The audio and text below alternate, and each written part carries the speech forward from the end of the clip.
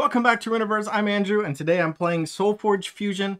So if you've seen my previous SolForge Fusion videos, you know that this is the finals of a little matchup bracket I did with my Kickstarter decks. The full release of the game was last week, so you can find retail first edition or full release product in stores now. And you don't need to see any of the previous videos in order to watch this game, but if you want to, you can see what brought us here. And luckily and conveniently, we have all four factions represented here. So this Nova deck is paired with Cersei. So we have Utera and Necreum against Korok, and this Ironbeard for Tempest and Aloyan.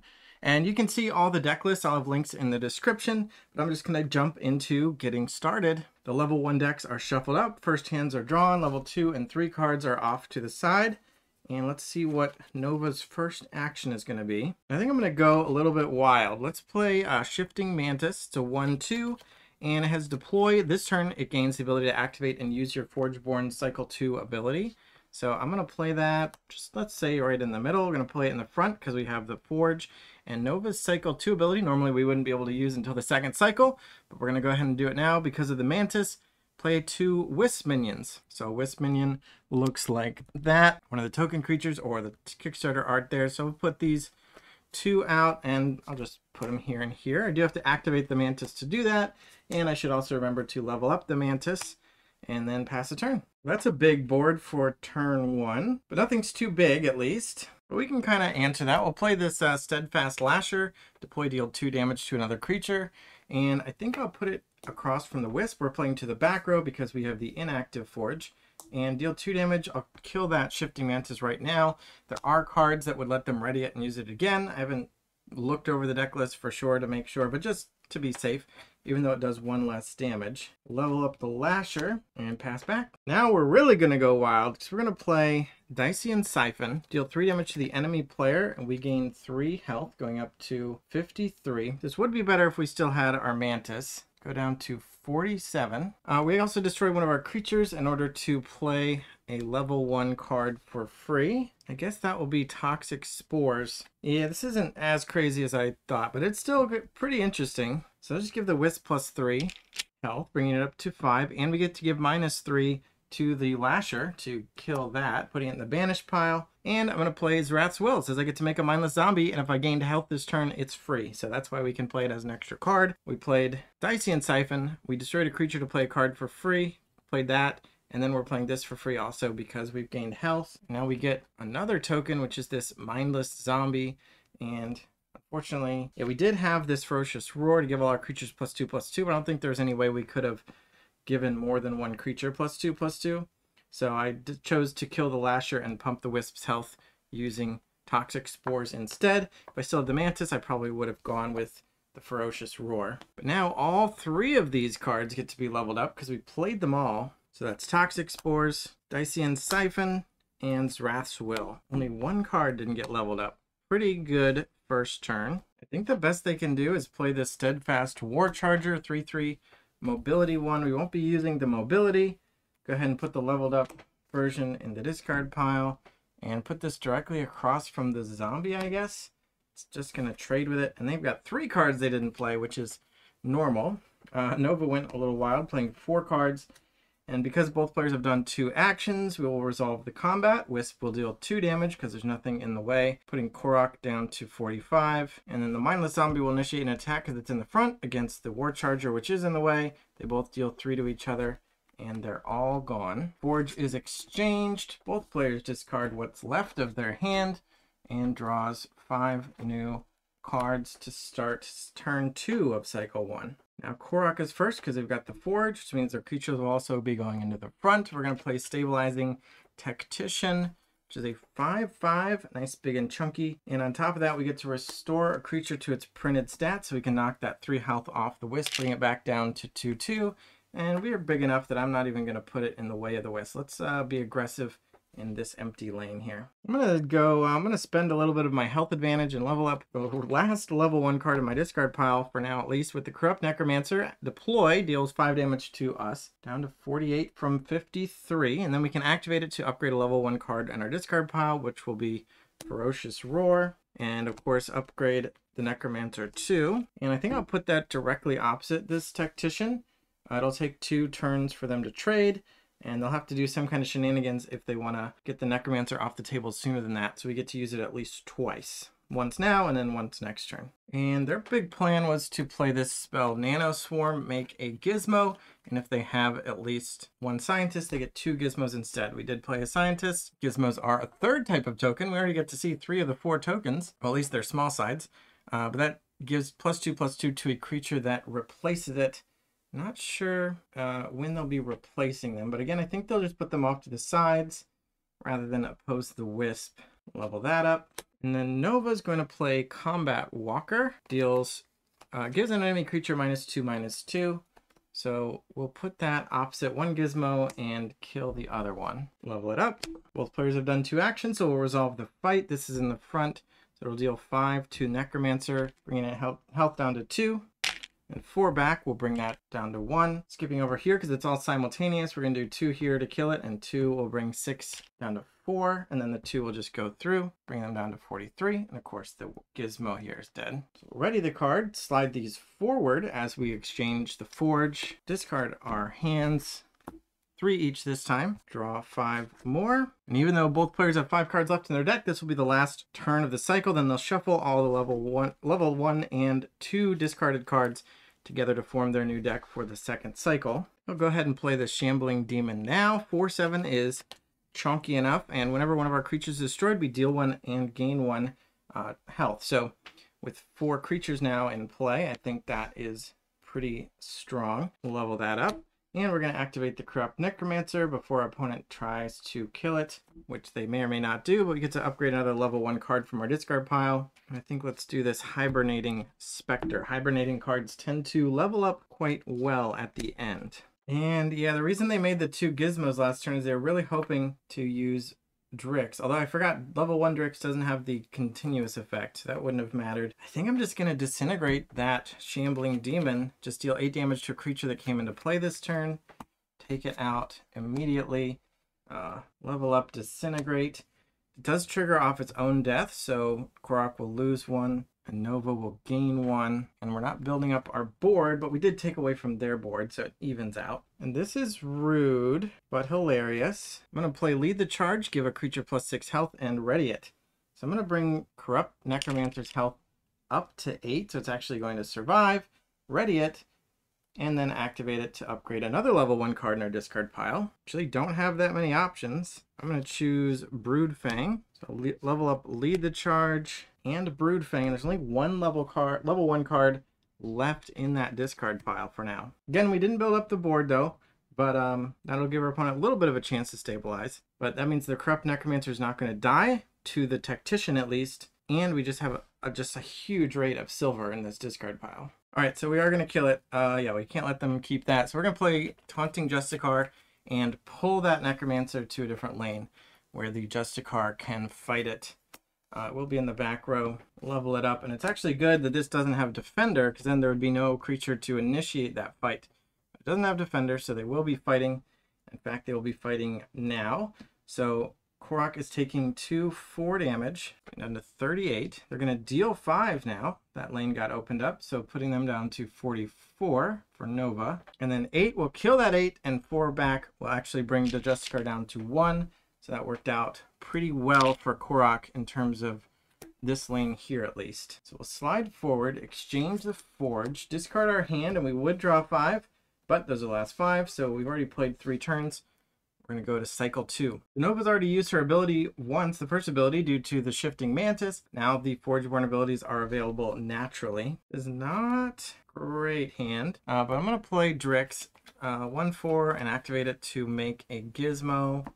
I think I'll put the gizmo here and the Drix opposite the Wisp. Level it up. So now Nova's looking at a pretty full board on that side. Ooh, but they got a lot of silver in this hand. I'm going to play this Shambling Demon. It's a 4/9, and it's the level 2 version of that level 1 card we saw earlier. Whenever one of our creatures dies now, it deals 2, and we gain 2. And I'm going to put that right in front of the Justicar. Oh, that's here because it's 9 health will be big enough to survive, and then level that up to level 3. And we're going to go a little bit aggro here. I'm going to play the Steadfast Mystic. It's only a 1/2. Maybe that doesn't even make sense, actually. I don't need the mobility. So actually, I'm going to back off. I'm going to play Bright Steel Sentinel instead. Our only robot is this Gizmo, which I'm going to be replacing. And because it's replacing a Gizmo, it gives +2/+2. So the Bright Steel Sentinel is going to be a 7/6. It is a robot, so we'll have 3 armor from its own ability, but it doesn't have any armor for anybody else. But I think I am going to go ahead and use Korok's ability, Lightning Speed on cycle 2, to give all the creatures +2 attack and aggressive. Aggressive doesn't matter because we've got the Forge, but that means Drix is going to be a 3, big enough to kill the Wisp. The Tactician will be hitting for 7. Justicar can now hit for 10 and kill that Demon, and the Sentinel is up to 9, so that's a lot of damage threatening to go through. And level up the Sentinel. So Nova was actually hoping that Korok would kill one of their creatures and trigger the demon so that she would gain health and be able to play Zrathswell for free. As it is, it doesn't seem to be possible. I don't want to take 16 damage, and I also would like to kill Drix because it can make more gizmos for free. Maybe we let them have 1 gizmo. And do I really want to play Toxic Spores again? So it gives -6 health. We can ignore the armor and just reduce the health of the Sentinel down to 0 and kill it. And then give +6 to the demon so it'll survive this fight. Yeah, I think I'm going to do it. Unfortunately, that plus health isn't our health. It's a creature's health, so still no free Zrathswell. So the demon's at 15 health and the Sentinel is dead. Then I'm going to use Nova to make 2 Wisps. And we'll block that Tactician and just put one into the last empty spot and resolve the fight. So this is in the back, so nothing happens. 4 will kill 1, and 10 will bring the demon down to 5. So it's gone. 2 will kill 1, and 7 will kill 2. So this Wisp is gone. So is the Tactician. And then the Drix's 3 attack will kill the Wisp, and the 2 attack in return will bring the 4 down to 2. And then the 2 will go through, bringing them down to 36. But since 2 of our creatures died, the demon triggers twice, and they take 4 more, going down to 32, and we go up to 48, taking back that board position. All they have left is the Drix. Trade the Forge, discard, and draw. I should have exhausted Korok as well, so both Forgeborn have used their cycle 2 abilities. They'll have to wait till cycle 3 to use their next ability. I'm going to play Ossuary Mech, 4/4, level 1 only. Surprising for this deck considering how many upgrades we've done, but when this is destroyed we get to upgrade again. So we still have 1 level 1 card in our discard pile currently, so might be able to level that up. And I'll just put that across from Drix. They can make 1 gizmo, I guess. Level that up. Okay, we'll claim that Drix right away before our opponents change our mind, or claim the gizmo rather. And this card helped them win the last game. The Thunder Soar. It's a 0/12 breakthrough. Whenever it takes damage, it gets that much more attack. And I'm going to replace the gizmo to get the +2/+2 so it can kick things off with some attack right away as a 2/14. Level that up. And it does mess with my plan a little bit, but I'm going to play Dacian Siphon. Deal 4 to the enemy player. We gain 4. They're down to 28. We're back up to 52. Might just win the game through direct damage. Can destroy one of our creatures to play a level 1 or 2 card for free. I was going to choose the mech and just take that upgrade right away, but I'm actually going to choose this Wisp to deny the Thundersoar of something to fight. And since it's in the back, it won't even get to hit us this turn. So I destroyed the Wisp. We get to play a card for free. And that card is going to be Broodfang, a 5/8, and we can activate it. And if one of our creatures was destroyed this turn, which we just did to ourselves, we can give something -5/-5. So I'm going to bring that out here, activate it, give Drix -5/-5, and clear the path for a bunch more damage. And the Shambling Demon triggered when we killed our own Wisp, so they take another 2, going down to 26, and we gain 2 up to 54. And I get to level up the Siphon and the Broodfang. That was harsh. Okay, so we're going to block, see that's 2, 4, and 5, so not huge chunks of damage, but pretty wide board. I'm going to play Steadfast Lasher level 2, deal 8 something right away, and kill the Broodfang. Actually, we'll kill the Demon, and we'll have the Lasher be across from the Broodfang. So the Demon's dead. It does trigger 1 more time. Go down to 24. They're up to 56. Level it up. And now we fight. So again, this is in the back, so nothing happens. These 2 come through for 6 damage, putting Korok down to 18. And then these 2 fight. 8 will kill 8, and 5 will bring 7 down to 2. All right, end of the turn.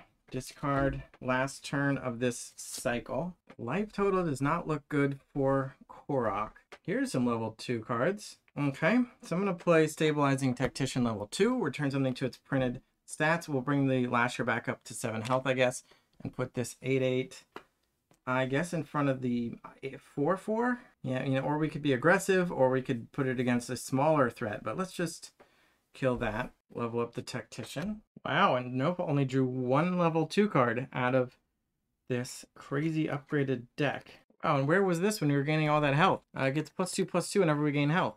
And when we deploy it, an enemy level 1 creature loses its abilities and gets Defender. So the only option is Thundersoar because these are level 2s.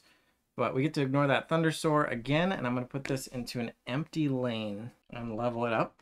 All right, we get to do the same combo we did earlier, but better. So if we can play a Mega Gizmo minion. So we looked at the Gizmo. The Mega Gizmo is on the other side, and it is 6/6 that upgrades the replacing creature to 6/6. So we get 2 of those because we have a Scientist, and we'll put those into our open lanes. Level it up, and now Korok has a board again, but Nova has more than 50 life, which means this little level 1 Swamp Moss Lurker is free. So we get to play that and still do our normal action for the turn. Play that, and I'm going to play Ferocious Roar to give all her creatures +3/+3. Level up the Lurker, level up the Roar. Batterhide is 7/7. Lurker is a 7/9. The Mech is a 7/7. And the Combat Walker is now a 5/7. Just hanging out here, walking. Both players have done 2 actions, so now we fight. Thunderstore's still in the back, nothing happens. 7 will kill 6, 6 will bring 7 down to 1. Dead Mega Gizmo. 7 will kill 7, and 8 will bring 9 down to 1. Dead Lurker, or Lasher. 7 will bring 8 down to 1. Ooh, still not big enough. And then 8 will kill 7, so the Mech is gone. Oh, that means we're going to get to level up a card from our banish or discard. And then 5 will bring 6 down to 1. That's a perfect upgrade candidate. And 6 will bring 7 down to 1. Got a bit of a standoff there. And health did not change. I think the card I'm going to upgrade with the Ossuary Mac ability is Raging Banshee. Not great options, but more upgrades is better. So these will slide forward. Forge changes. Discard. And we're going to go to the next cycle. It's time for cycle 3, where some level 3 cards might start coming out. Thundersoar should be in the front as well, and both Forgeborn are ready to use their cycle 3 ability. And I forgot I put the Raging Banshee in the wrong pile when I leveled that one up, so go ahead and redraw and have that corrected. All right, let's see what Nova opens up with. She has Nova's Might available, gives all her creatures +3/+3. Korok's going to have Whirlwind available to give a creature +6 attack and move it to a different lane. And wow, we got a Swamp Moss Lurker level 2, 6/8, and we have more than 40 health, so it's free. And I'll just throw that right in front of that Tactician. This should be in the banish pile. And I can play Shifting Mantis level 2, lets us use our Forgeborn ability. And we don't even need to exhaust her, we can still use it later, but I'm going to exhaust the Shifting Mantis to give all our creatures +3/+3. Level up the Mantis, level up the Lurker. Mantis is an 8/9. Batterhide is a 10/4. Lurker is a 10/4. This Lurker is a 9/11. The Walker is surviving as an 8/4. And that was only action 1, but their board is full. So if we don't kill anything, they don't have room to play anything new. I'm going to be a little greedy, but hopefully not too greedy. Playing this Thundersoar level 2, and I'm going to play it in replacing the Mega Gizmo. So it's going to get +6/+6. So it'll be a 6/22. I am doing that in lieu of... Oh, it doesn't... Oh, no. I forgot. We don't have the Forge, so it goes in the back row, which means its Breakthrough doesn't kick in. I was hoping to deal that damage. I'm going to keep it, level it up. And I don't have room for another creature unless I want to replace something. And unlike those Gizmos, I don't get any benefits for that. So I think I'll play this spell instead. Toxic Spores. The question is where. Give something -10 health. If I choose this Thundersoar, it'll die this turn. If I choose this Thundersoar, it will not die this turn. So yeah, I think I'll choose this one. Knock 10 health off, bring it down to 4. And where do we want to put +10? I mean, I could choose this Combat Walker just to stymie the potential Breakthrough and let it survive. Although these are currently my beaters. They're unblocked and they deal 10. All right, I'm going to choose this one. I mean, either one is fine. Although this ability triggers when I gain health, could potentially be better later on. Give a little more survivability there. And I think I do like the idea of the walker surviving against that Thundersaur, so I am going to use Nova's Might. I also have a full board, so may as well take it. So an 11, 12, 11, 17, 13, sorry, 13, 13 and 13, and 7 health on the Swamp Moss Lurker, 12, 14, and 11, 7. And I can't level up the spell because it was already level 3. Korok is obviously not thrilled, but it's not the end of the world or the game. I'm going to play Steadfast Lasher at level 3, 9, 7. I'm going to put it in front of the Batterhide. It gets to deal 9 right away, so we can kill this unblocked Lurker and then block the Batterhide, although it will sacrifice itself for the cause. Looks like this Thundersaur will be surviving, and that's it. You know what? I'm going to retcon that a little bit. I'm going to use Korok's Whirlwind to give a creature +6 and move it to any lane. And I'm going to move the Thundersaur over here before playing the Lasher, and then I'll play the Lasher here, because now these get to trade, and I think this Thundersaur can face off a little bit better with its newly freshened up 12 attack. And then we have to fight like this. So 9 will kill 7, 11 will kill 7. These are both dead. Finally, the combat walker's off the table. 8 brings 14 down to 6, and then 12 will kill 1 for sure. This lane is surprisingly empty. 12 brings 17 down to 5, and then 13 comes off here, going down to 9. But this Thundersaur actually gains that 13 attack, bringing it up to 25 attack with Breakthrough. Then 2 will bring 12 down to 10, and 11 will kill 4. Slide forward, trade the Forge, ready up this Mantis, discard, and draw. All right, that was the first turn of cycle 3, and both Forgeborn used their abilities, so it's just the cards from here on out. How are we going to fight those? Now the Thundersaur is poised to trade with that Batterhide, but 25 attack with Breakthrough and only 5 health over here means 20 damage is going to be going through currently as things stand. But we're still only at 18. We do have to be careful. All right, I'm going to play Nano Swarm level 3. We get 2 Mega Gizmos, and I think we just have to block. And if we had a Scientist, all our non-tokens would get +3/+3, non-minions.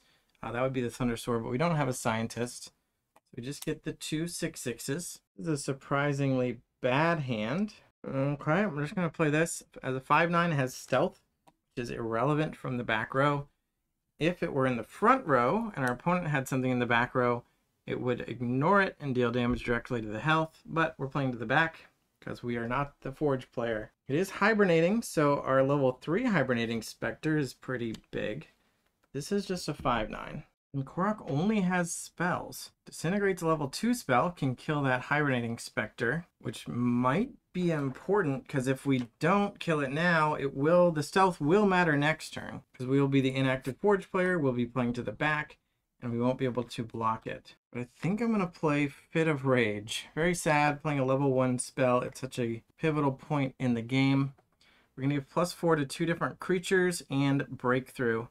We get to choose 2 because we played another spell this turn, which was the Nano Swarm. They both have 10 attack and Breakthrough. The Breakthrough won't matter on this one because it'll just let it trade with the Mantis, which I think is nice. At least it will trade. And then this Mega Gizmo will get to Breakthrough. So we're doing some Breakthrough damage this turn, probably. Well, at least both players have bad hands. We're still mostly winning these trades. I mean, this is going to die, this is going to die, but we're also trading on that side. I guess everything's going to die. Everything's going to die. Nova's going to take damage. Good amount of damage. And just this Spectre's going to be left. So I guess I'm just going to play this Broodfang. We're just suiting up for the next turn. 7/13, it can activate to give us something -7/-7, but only if one of our creatures died this turn, which it hasn't. But it's at least a little bit of beef for later. All right, so 11 kills 6, 10 kills 10, 13 kills 9, 25 kills 5, and we take 20 down to 36. Actually, not that bad. 12 kills 6 and 10 kills 6 with 4 Breakthrough, putting us down to 32 for Nova. A lot of dice going back into the tin. It's only the back row creatures survive. Boop. Discard, trade the Forge, draw a new hand, the last turn of cycle 3. All right, let's just push the beef with Shambling Demon, 7/11. I mean, 7 is not too beefy, but it does have that triggered ability whenever one of our creatures dies. they're going to take 3 more damage. So, hey, look, if 6 of our creatures die, they're dead. All right, so I'm going to play Drix level 2. It is a 2/8 activate, play a gizmo, just a regular size gizmo. I'm going to put that here to block the demon. I'll put this over here to block the shambler, level it up. And we can't really block the specter because of stealth, so I'm going to ignore it for now. I have a ferocious roar. Give all my creatures +6/+6. I don't know if they need it. I mean, that'd be 11 damage from the specter. I mean, the shambling demon doesn't need it, but we don't know if they're going to be upgrading or replacing that gizmo and getting +2/+2 to try to trade with the demon. Broodfang isn't actually quite big enough. 7 attack won't kill the 8 health, so maybe this isn't looking great. Maybe we do need +6/+6.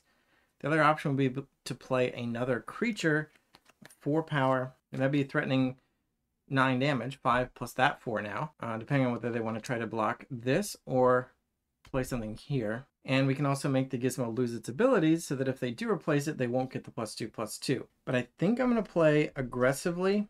I think it makes sense. I think this is more aggressive to play Ferocious Roar, because that means at the very least, even if these are blocked forever, this at least is going to be dealing 6 more damage right away. You know, although the Leyline Vermin would be 4 more damage right away, and having more creatures means more things to die, which means more triggers for the demon. So you know what?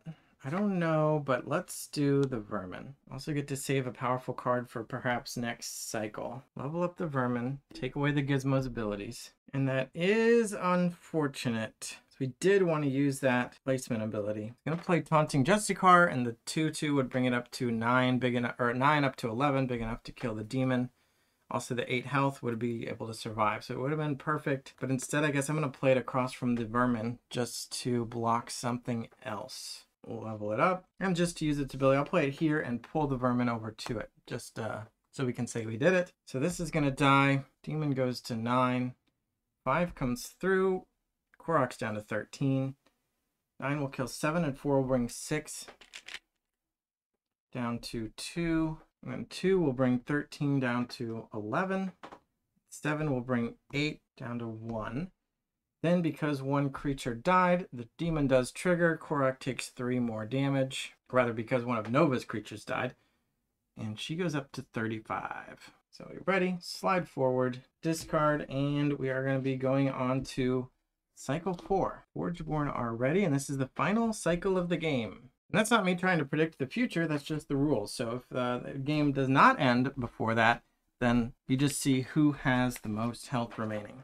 In that sense, I guess I am predicting the future, because I'm predicting that it won't be a tie. But if it is, then they would keep playing further rounds. Let's be really rude here. Play a level 3 Drix, 4/10, activate, play a Mega Gizmo, and whenever one of your creatures replaces another, it gets +4/+4.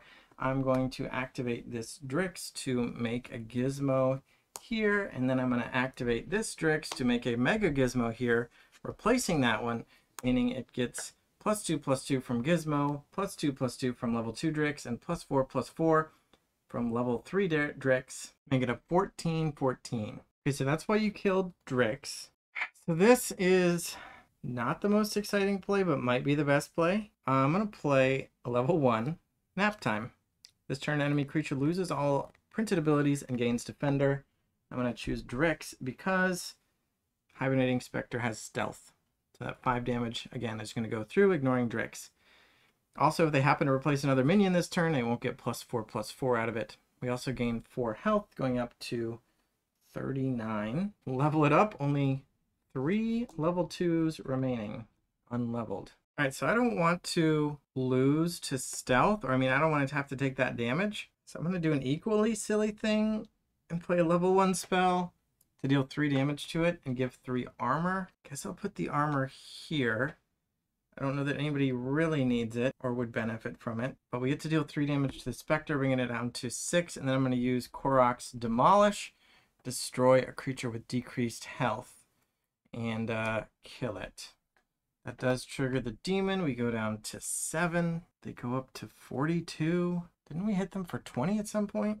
That's all we're going to be doing this turn, so hopefully our big, nice, healthy board position is formidable enough. So I don't know if I would have made that play for Korok if I didn't know what Nova has in their hand, but they were planning to play Ferocious Roar and give +6/+6, so that stealth would have been lethal. and Korok wouldn't have an opportunity to respond to it because Nova is the inactive Forge player, and combat would have immediately resolved after her action. So the question is, what does she want to do now instead? Although even just taking 5 from stealth made, you know, some sense of getting rid of that. But they had to play a level 1 spell, kind of weak, and use their Forgeborn ability for that. But Nova still has her Forgeborn ability, and I think that is going to do them in. So let's take a look at that. Nova's Touch says choose an enemy creature. The opponent replaces it with a Wisp minion. Creatures opposing that Wisp get breakthrough this turn. So I was thinking I wanted to replace this Mega Gizmo, but because of the wording, it'd be replacing it. So a Wisp would replace the Mega Gizmo, but Mega Gizmo gives +6/+6 to the creature who replaces it, on top of Drix giving +2/+2. Fortunately, we did turn off the abilities of Drix because level 3 is taking a nap right now. But if we replace this Mega Gizmo with a Wisp, it would still jump up to being a 10/10. So that's not what we want. So instead, I'm going to replace this level 2 Drix with a Wisp. And that means the Drix is gone. It's just a Wisp left behind. And Broodfang, as the creature opposing it, is going to have Breakthrough. And that means 5 damage is going to be going over. However, we need 7 damage. So I'll go ahead and play that Ferocious Roar. Give +6/+6. So we have a 13/15 and a 13/17. And I wanted to play level 3 Swamp Moss Lurker. It's not free, unlike its first 2 iterations, but it gets attack equal to our health, which would have been 42. So that would have been a beefy dinosaur. But we played Ferocious Roar. That was our second action. We're the non-Forge player. Combat resolves. 13 will bring 14 down to 1, actually. 14 will bring 15 also down to 1. That's kind of hilarious. This is in the back, so nothing happens. We take 9, go to 33 from the Justicar. It's going to lose its health at the end of the turn. 2 will bring 17 down to 15, and 13 with Breakthrough will kill the Wisp and deal 11 damage against 7, putting Korok down to -4. Oh, and I didn't even realize we had the opportunity to activate Broodfang because one of our creatures was destroyed. We can activate it and give something -7/-7. So Nova was even in more of an advantageous position. I don't think there's anything Korok could have done better because they would have just lost to that stealth Ferocious Roar play anyway. They've been behind for a while, but they stuck it out all the way to the cycle 4. So props to them for that. This Nova deck had a crazy first turn, setting up a lot of level 2s going into cycle 2. Really just not many level 1s left in the deck at all. I guess 2, 3 compared to 2, 3, 4, 5, 9 on the other side. So obviously Nova did a lot of leveling and it paid off. And she has won the finals along with her partner Cersei. And these, if you didn't watch the whole series, you would know that these were kind of randomly paired from my collection of decks because you combine 2 faction decks to make 1 Forge deck, and I just kind of randomly paired them up. But I think this pairing ended up being pretty strong, and of course, to make the strongest Forge deck, you can select your faction decks that you want to use. So take a look at all the deck lists through the series. Pick up your own cards for your own collection so you can build your own combinations. Stay tuned for more games, SolForge Fusion, and more. Thanks for watching. Subscribe so we can get more subscribers, and bye.